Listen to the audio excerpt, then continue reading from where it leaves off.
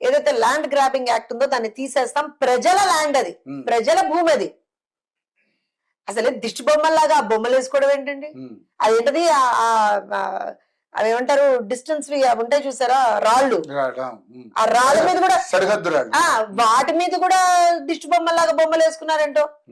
మొన్న ఎవరో మాకు తెలిసిన వాళ్ళు ఎవరో ఏదో ఊరికి వెళ్ళినప్పుడు ప్రతి ఒక లైన్ మొత్తం ప్రతి ఇంటి ముందర ఒక పెద్ద ఫ్లెక్సీ లాగా కట్టిందిట. ఎవరిదో ఒక ఆవిడది ఎవరిదో ఫ్లెక్సీ పెద్ద కళ్ళు వేసుకుని పెద్దగా నోరు వేసుకుని అలా కట్టింది. ఏంటయ్యా అందరి ఇళ్ల ముందర ఇది ఉంది అని అడిగారట. అడిగితే ఏమన్నా మాకు దిష్టి బొమ్మ అండి అన్నట్టు. అలా మరి ఈ జగన్మోహన్ రెడ్డిది కూడా అప్పుడు దిష్టి బొమ్మ పెట్టుకున్నారో నాకు తెలియదు మరి.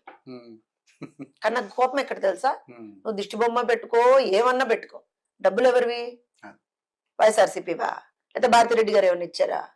లేకపోతే నీకున్నటువంటి 4-5 ప్యాలెస్ అమ్మిచ్చావా? కాదు కదా.